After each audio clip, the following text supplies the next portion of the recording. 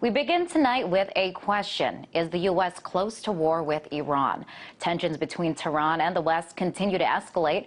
Recent events show both countries are engaging in a serious, dangerous political game. Just this past weekend, Iran claims to have shot down a U.S. drone flying over the country. On the same day, explosions outside the British embassy in Bahrain. This after the U.S. claimed Iran is behind a plot to kill a Saudi ambassador in Washington right here on U.S. soil.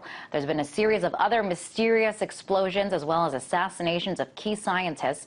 Meanwhile, the U.S. is cracking down on the country through a series of sanctions. All this has some asking, are we already at war with Iran? Well, let's take a look at some of the headlines on the web today. These are the headlines from the Daily Mail, The Atlantic, and Newsmax. All of them ask the very same question, are we already at war with the country? Now, officials on both sides have not shied away from rallying to go to war. How can you forget Senator John McCain's performance a few years back? That old Beach Boys song, Bomb Iran, you know, bomb, bomb, bomb, bomb. Anyway. And more recently, Republican presidential candidates have said that we aren't being aggressive enough with Iran. Take Mitt Romney, for example. He recognized the gravest threat that America and the world faced was a nuclear Iran, and he did not do what was necessary to get Iran to be dissuaded from their nuclear folly. What he should have done is speak out when dissidents took to the streets and say America is with you, and work on a covert basis to encourage the dissidents. But with everything that has happened, is this proof that a covert war is already taking place? Here to talk more about this is Anthony Schaefer, Director for External Communications Center for Advanced Defense Studies. Welcome, Anthony. Thank you. So we just went through all those events, yes. Tensions going high between the two countries, in some instances turning violent. Right. Are we already in a covert war with Iran? Well, I think it's pretty clear that these are no accidents. To quote the line from Jaws, this was no boating accident. The idea is, yes, I think everybody has equities here. There are issues relating to military, which I think there's no practical way. I know you hear a lot of saber rattling. Look, there's over 300 sites that have been identified as potential nuclear-related sites in Iran. So no country is going to go in and just start bombing things at random. Secondly, we've really not determined what we want to do here. Let's remember one of the things about Iran. These are Persians. These aren't Arabs. They're more Western European than they are Arab. And the people, as Mr. Romney just stated, you know, in July of 2009 attempted to rise up. That's where we should be focusing on helping the people gain freedom, not on what the government's doing, other than to try to help the government go away. Right, and you know, we are seeing these covert, more low-key operations. Right. Do you think that this could be a pretext to an all-out war? Again, I just don't know how anybody would be able to sustain a all-out war. Iran's a very large location, and let's remember one of the other key factors here for everyone, no matter who you are. They are the third largest producer of oil on the planet. So if anything happens to that supply, all resources, all prices go up. So anybody who's considering military action, I don't think fully understands the secondary and tertiary effects of a military action and how bad that would be for everybody. So we really aren't in a position, either because of the drawdowns of forces from Afghanistan and Iraq, or the practical application of force being that you would lose at least or disrupt 1/3 of the oil supplies to the planet. I just don't think there's any way we can do it militarily at this point in time. And even if it's not feasible or not practical, why then are we seeing this language and this push on both sides? It seems like we are heading in that direction. We're a nonpartisan think tank. We don't take the right or left. And one of the things that I think you're seeing here is one side, the Republicans, essentially taking up this Republican Party line. I'm a conservative, but frankly, the idea here is that they're not thinking this through. They are saying what they think the base wants to hear and not actually looking at this thing logically. If X, if Y, then Z does not mean you have to bomb them. You have to find a way to essentially make sure that the nuclear weapons, if they are established, can't be used against us. And the best way of doing that is by government reform, government change, letting the people become free. And I think a free society would not be so predisposed to having this angst against the West. And I think that's the way we should look at this. And I want to ask you, with all this talk that we are seeing that gives the indication that war at least is definitely not off the table, who stands to benefit from going to war with Iran? Well, that's a good question. That's an excellent question. Frankly, no one. If the Iranians are attacked, they may have capability right now to retaliate against the Israelis, against other targets in the Middle East. The Saudis would be one of those. The Saudis, the Sunni Shia thing is still an issue.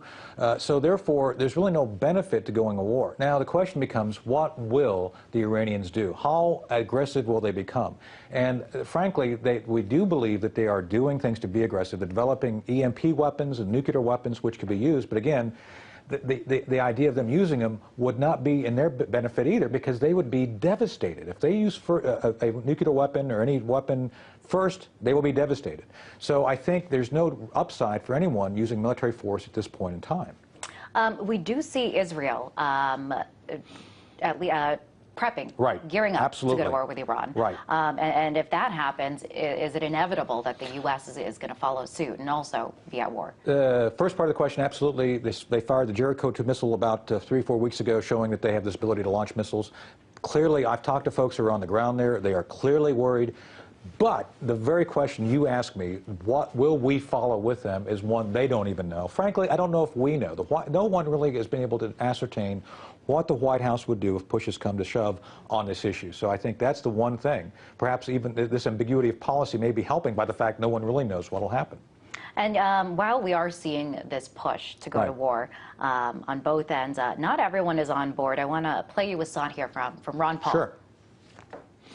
Iran does not have an air force that can come here. They can't even make enough gasoline for themselves. And here we are, building this case out, please.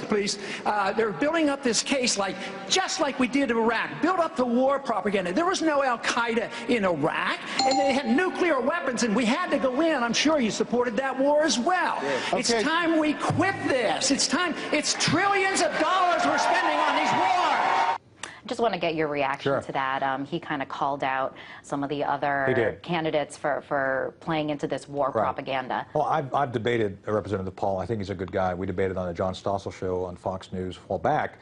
He and I don't agree on everything, but this is an area that I think he is more right than the other candidates. Again, we've got to understand not only the fact that maybe they do have a nuclear weapons program that they are developing, but what are you trying to achieve? And if you use military force, what are the downsides? Let's remember, we had a huge downside of invading Iraq. It's things that people, I think, all argued after the fact that the intel wasn't there to justify the military action.